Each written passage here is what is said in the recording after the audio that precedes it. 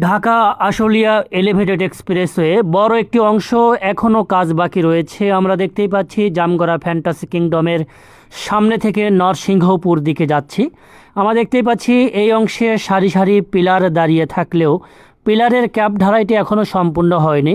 এরপরে গার্ডার উত্তোলনের কাজ তো বাকি রয়েছে।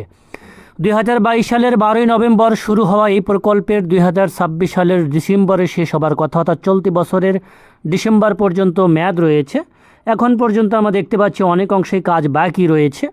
তবে কিছু কিছু জায়গায় কার্পেটিংয়ের কাজও কিন্তু চলমান রয়েছে। যেহেতু দেশের সবচেয়ে বড় দৈর্ঘ্যতম 24 কিলোমিটার উড়াল সড়ক একসঙ্গে কাজ চলছে, আর বাংলাদেশের যে কোনো প্রকল্প দফায় দফায় সময় বাড়ানো এবং ব্যয় বাড়ানো একটি নিয়মে পরিণত হয়েছে।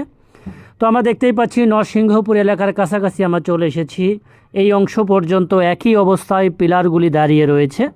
আমরা যদি বলি ঠিক শ্রীপুর থেকে রপ্তানি হয়ে বাইপাইলের আগ পর্যন্ত গার্ডার উত্তোলন শেষ হয়েছে।